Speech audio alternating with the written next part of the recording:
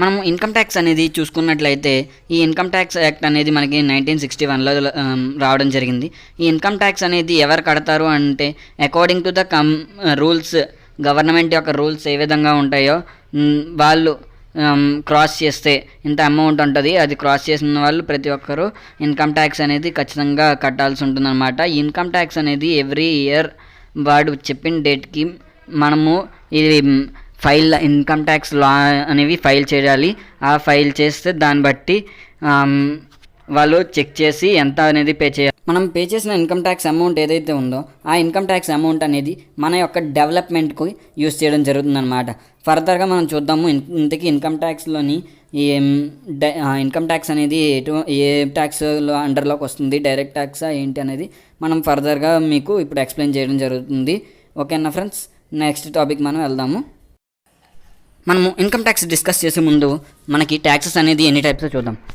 మన ట్యాక్సెస్ అనేది 2 టైప్స్. ఒకటి డైరెక్ట్ ట్యాక్స్, సెకండ్ వన్ వచ్చేసి ఇండైరెక్ట్ ట్యాక్స్. డైరెక్ట్ ట్యాక్స్ అంటే ప్రత్యక్ష పన్ను, ఇండైరెక్ట్ ట్యాక్స్ అంటే పరోక్ష పన్ను అనమాట.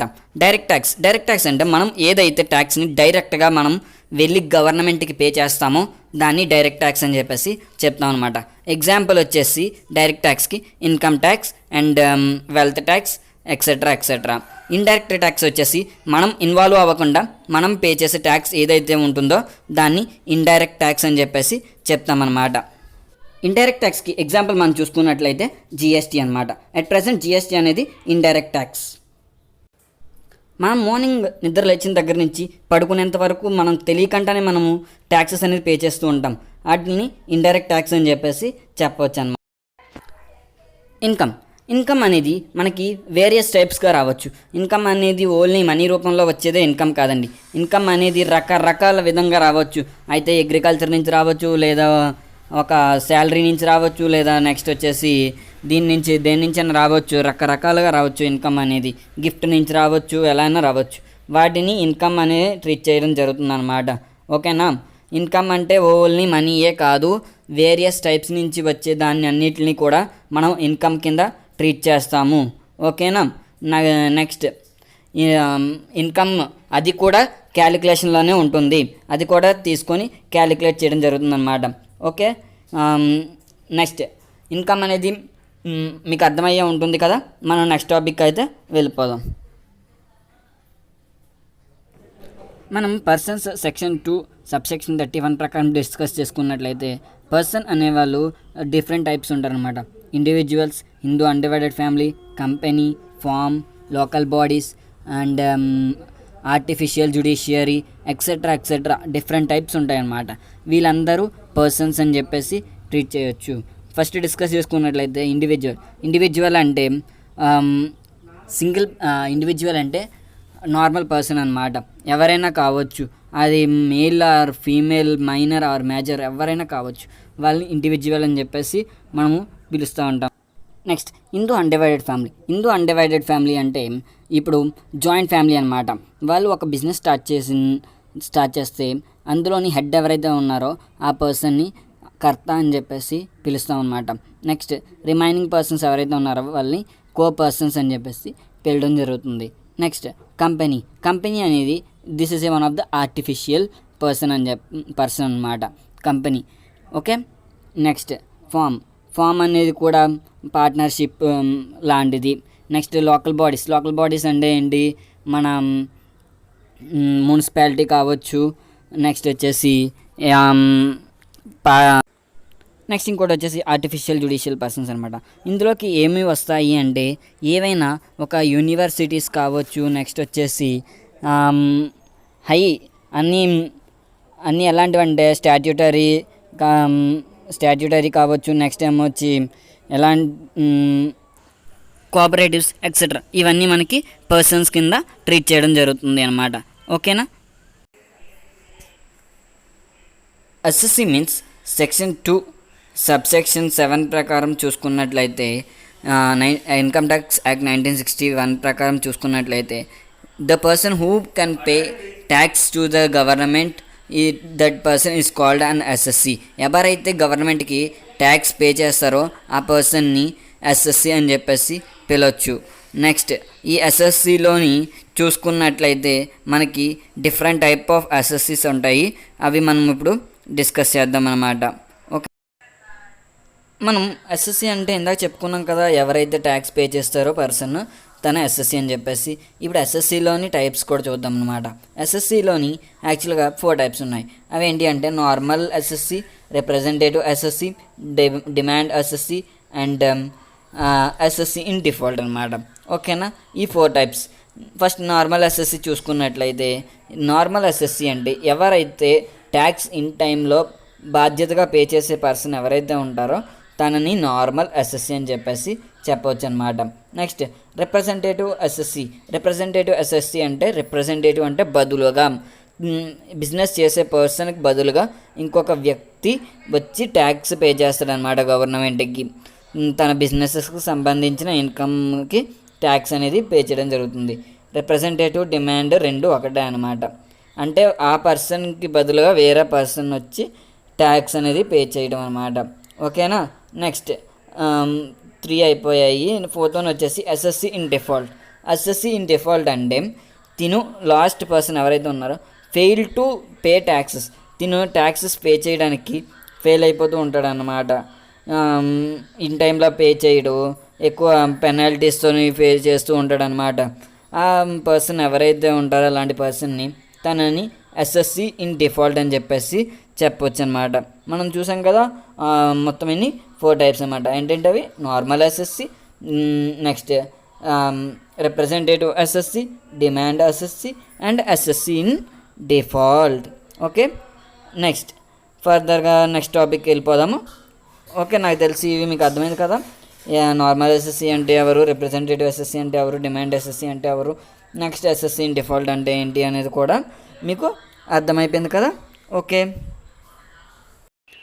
ఫ్రెండ్స్, ఇప్పుడైతే మనం చూడబోతున్నాము residential status section 6 income tax act 1961 ప్రకారం రెసిడెంటల్ స్టేటస్ అంటే ఏంటి అనేది, ఇండివిజువల్ అనేది చూడబోతున్నాము. ఇంతకీ రెసిడెంటల్ స్టేటస్ అంటే ఏంటి చూసే ముందు మీకు రెసిడెంట్ అంటే ఏంటో తెలియాలి. రెసిడెంట్ అంటే ఇప్పుడు ఒక పర్సన్ అనేవాడు ఎక్కడ నివసిస్తున్నాడు అనేది చూసుకున్నట్లయితే రెసిడెంట్ స్టేటస్ అనేది మనకి ప్రూవ్ చేస్తుంది తన పర్సన్ రెసిడెంటా లేదా నాన్ రెసిడెంటా అని చెప్పేసి. రెసిడెంట్ అనే పర్సన్ ఇప్పుడు ఇండియన్ అనుకోండి, ఇండియాలోనే నివసిస్తూ ఉంటే తను రెసిడెంట్ అని చెప్పేసి చెప్తూ ఉంటారు. బట్ తను ఇండియనే కానీ వేరే అదర్ కంట్రీస్లోని లైఫ్ అనేది లీడ్ చేస్తూ ఉంటే తను నాన్ రెసిడెంట్ కింద ట్రీట్ చేయడం జరుగుతుంది. ఇప్పుడు ఇన్కమ్ ట్యాక్స్ ఇండివిజువల్ పే చేయాలి అంటే డెఫినెట్గా ఈ 2 ఫైండ్ అవుట్ చేస్తారు. ఫస్ట్ ఏంటి అంటే తను రెసిడెంటా లేదా నాన్ రెసిడెంటా అనేది ఫైండ్ అవుట్ చేస్తారు. ఈ రెసిడెంట్లో కూడా మళ్ళీ చూసుకున్నట్లయితే రెసిడెంట్ వచ్చేసి ఏం తెలియజేస్తుందంటే సెక్షన్ 6 సబ్సెక్షన్ 1 అనేది రెసిడెంట్ అనేవాడు కోసం తెలియజేస్తుంది. నాన్ రెసిడెంట్ అంటే సెక్షన్ 2 సబ్సెక్షన్ 30 అనమాట. నాన్ రెసిడెంట్ అనే పర్సన్ కోసం ఇన్కమ్ ట్యాక్స్ యాక్ట్ 1960లోని తెలియజేస్తుంది అనమాట. నెక్స్ట్ మనం చూసుకున్నట్లయితే రెసిడెంట్లో మళ్ళీ 2 సబ్ టైప్స్ ఉన్నాయి. అదేంటి అంటే ordinary resident, not a ordinary resident, only few individuals and Indu undivided family అనమాట. ఓకేనా, ఈ రెసిడెంటల్ స్టేటస్ దేనికంటే ఓన్లీ ఇండివిజువల్ పర్సన్ గురించి మాత్రమే ఈ తెలియజేయాలి. అంటే ఈ రెసిడెంటల్ స్టేటస్ అనేది మనకు యూజ్ అవుతుంది. ఇప్పుడు ఫామ్ కానీ కంపెనీస్ కానీ కనుక్కోవాలి అనుకుంటే ఈ రెసిడెంటల్ స్టేటస్ అనేది యూజ్ అవ్వదు అనమాట. ఓన్లీ ఇండివిజువల్ యొక్క ఇన్కమ్ ట్యాక్స్ పే చేయడానికి మాత్రమే, ఫైండ్ అవుట్ చేయడానికి మాత్రమే ఈ రెసిడెంటల్ స్టేటస్ సెక్షన్ 6 అనేది యూజ్ అవుతుంది. ఒకవేళ ఫామ్కి కంపెనీస్కి అనుకోండి POEM అని చెప్పేసి ఒక స్ట్రాటజీ ఉంటుంది ఇన్కమ్ ట్యాక్స్ యాక్ట్. అది దీనికోసం కూడా నేను ఫర్దర్గా అయితే మీకు ఎక్స్ప్లెయిన్ చేస్తాను. ఇప్పుడు మనం చూసుకున్నట్లయితే ఈ రెసిడెంట్లో మళ్ళీ 2 types, ordinary and non ordinary. Ordinary resident అంటే తిను ఇండియానే, ఇక్కడే ఉంటున్నాడు, తన ఒక ఇన్కమ్ కూడా ఇక్కడి నుంచే గ్యాదర్ చేస్తున్నాడు. నాట్ ఏ ఆర్డినరీ రెసిడెంట్, ఇండియానే కానీ యొక్క ఇన్కమ్ అనేది ఫర్దర్గా వేరే దగ్గర నుంచి రావచ్చు. నెక్స్ట్ టైం వచ్చి ఏదైనా సాటిస్ఫై చేయకపోవచ్చు, ఈ యొక్క ఇన్కమ్ ట్యాక్స్ యొక్క రూల్స్ని సాటిస్ఫై చేయకపోతే తను నాట్ ఏ ఆర్డినరీ రెసిడెంట్ అని చెప్పేసి చెప్పవచ్చు అనమాట. నెక్స్ట్ రెసిడెంట్ అనేది ఎలా తెలుస్తుంది అంటే 2 టైప్స్ కానీ దాన్ని ఫైండ్ అవుట్ చేస్తాము. రెసిడెంట్ అనే పర్సన్ అనేవాడు ఫస్ట్ 2 స్ట్రాటజీస్లోని ఏ ఒక్కటి సాటిస్ఫై చేసినా తను రెసిడెంట్ కింద ట్రీట్ చేస్తారు. ఒకటి ఏంటి అంటే ఈ ఇండియాలోని 182 డేస్ అనేది ఖచ్చితంగా ఆ ప్రీవియస్ ఇయర్లో తను ఇక్కడ లీవ్ చేసి ఉండాలి. ఇప్పుడు మార్నింగ్ ఈరోజు వచ్చిన డేట్ నుంచి వెళ్ళే డేట్ వరకు కూడా క్యాలిక్యులేషన్ అవుతూ ఉంటుంది. 182 డేస్ అనమాట. ఓకేనా, 182 డేస్ ఇక్కడ లీవ్ చేస్తే తను రెసిడెంట్ ఉంటారు. ఇన్ కేస్ ఆ 182 డేస్ అనేది తను సాటిస్ఫై చేయలేకపోయాడు, దెన్ ఏం చేయాలి అంటే next last 5 years previous plans years అనేది చూసుకుంటారు. అందులోని ఏం చేయాలి అంటే ఖచ్చితంగా తిను 365 డేస్ ఖచ్చితంగా ఇండియాలోనే లీవ్ చేసి ఉండాలి. అలా చేసినట్లయితే తన రెసిడెంట్ అని చెప్పేసి చెప్పొచ్చు. నెక్స్ట్ ఒకవేళ ఆర్డినరీ రెసిడెంట్ అనేది ఎలా ఫైండ్ అవుట్ చేస్తాము అంటే తిను ఖచ్చితంగా లాస్ట్ 10 ఇయర్స్ ఆర్ 7 ఇయర్స్ ఉంటుంది. అందులో చూసుకున్నట్లయితే 730 డేస్ ఖచ్చితంగా తిని ఇండియాలోనే లీవ్ చేసి ఉండాలి. అలా చేసినట్లయితే తను ఆర్డినరీ రెసిడెంట్ అవుతాడనమాట. ఓకేనా, నాన్ ఆర్డినరీ రెసిడెంట్కి వచ్చేసి ఈ పైన ఫస్ట్ది ఆర్డినరీ రెసిడెంట్ది సాటిస్ఫై చేయకపోతే సెకండ్ది నాట్ ఏ ఆర్డినరీ రెసిడెంట్ అయిపోతాడు అనమాట.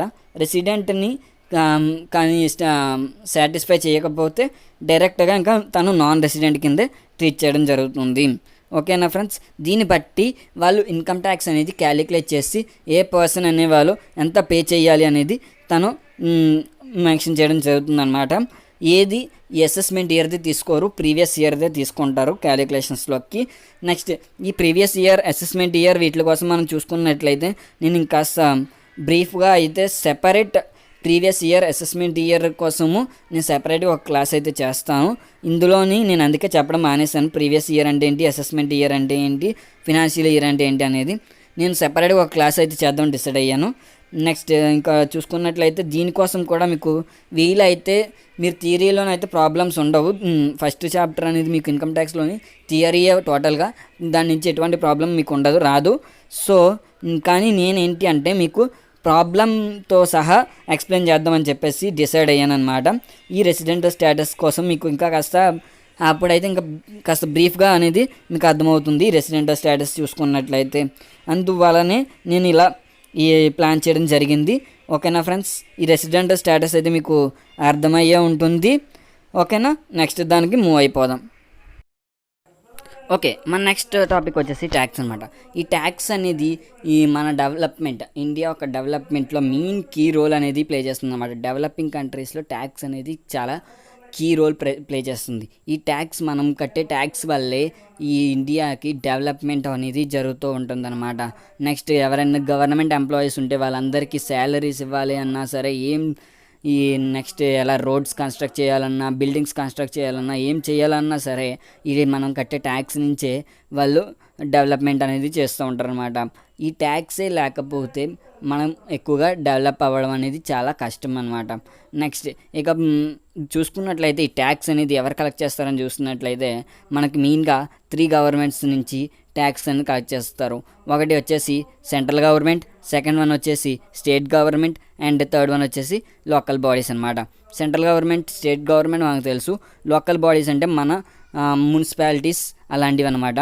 ఈ చూసుకున్నట్లయితే ఫస్ట్ వచ్చేసి స్టేట్ గవర్నమెంట్, సెంట్రల్ గవర్నమెంట్ ఏం ట్యాక్సెస్ కలెక్ట్ చేస్తుంది అంటే ఇన్కమ్ ట్యాక్స్ అని, నెక్స్ట్ వచ్చి ఇండివిజువల్ ఇన్కమ్ ట్యాక్స్ అని చెప్పేసి, next property taxes, capital gains మీద, next customs duty, excise duty, etcetera etcetera. ఇవన్నీ మనకు సెంట్రల్ గవర్నమెంట్ అనేది మన దగ్గర నుంచి ట్యాక్స్ కలెక్ట్ చేయడం జరుగుతుంది. నెక్స్ట్ ఇకపోతే స్టేట్ గవర్నమెంట్ ఏ ట్యాక్సెస్ కలెక్ట్ చేస్తుంది అని చూసుకున్నట్లయితే స్టేట్ గవర్నమెంట్ వచ్చేసరికి ఎలాంటివి అంటే వ్యాట్ అని చెప్పేసి ఇలాంటి ట్యాక్సెస్ అనేది, వాల్యూ యాడెడ్ ట్యాక్స్ ఇలాంటివి కలెక్ట్ చేయడం జరుగుతూ ఉంటుంది అనమాట. ఓకేనా, నెక్స్ట్ లోకల్ బాడీస్ చూసుకున్నట్లయితే లోకల్ బాడీస్ అనేది ఏం చేస్తుందంటే water tax, next municipality taxes ఇలాంటివి కలెక్ట్ చేయడం జరుగుతుంది అనమాట లోకల్ బాడీస్. ఇవన్నీ కలెక్ట్ చేసిన ప్రతి ఒక్క ట్యాక్స్ కూడా మనకు డెవలప్మెంట్కి మాత్రమే వాళ్ళు యూస్ చేస్తూ ఉంటారు. మన డెవలప్మెంట్ కోసమే ట్యాక్స్ అనేది కలెక్ట్ చేస్తూ ఉంటారనమాట. మనం ఇప్పుడు చూసుకున్నట్లయితే నెక్స్ట్ టాపిక్ వచ్చేసి మనకి స్లాబ్ రేట్ మెథడ్ అనమాట. ఈ స్లాబ్ రేట్ మెథడ్ అనేది చాలా చాలా ఇంపార్టెంట్. ఇన్కమ్ ట్యాక్స్ రన్ అయ్యేదే ఈ స్లాబ్ రేట్ మెథడ్ మీద. ఇప్పుడు ఒక మనిషి అనేవాడు బ్రతకాలి అంటే తనకి హార్ట్ అనేది చాలా ఇంపార్టెంట్ అనమాట. హార్ట్ లేకపోతే పర్సన్ అనేవాడు, హార్ట్ ఆగిపోతే పర్సన్ అనేవాడు చనిపోతాడు. అలానే ఈ స్లాబ్ రేట్ మెథడ్ అనేది లేకపోతే ఇన్కమ్ ట్యాక్స్ అనేది రన్ అవ్వడం చాలా కష్టం అనమాట. ఈ స్లాబ్ రేట్ మెథడ్లోని ఎవరు అంటే మన ఫినాన్షియల్ మినిస్టర్ అలానే ఇన్కమ్ ట్యాక్స్ డిపార్ట్మెంట్ వీళ్ళందరూ కూర్చొని డిస్కస్ చేసి ఈ స్లాబ్ రేట్స్ అనేవి ఎవ్రీ ఇయర్ చేంజ్ చేస్తూ ఉంటారనమాట. అయితే పెంచడం కానీ లేదా తగ్గించడం కానీ చేస్తూ ఉంటారు.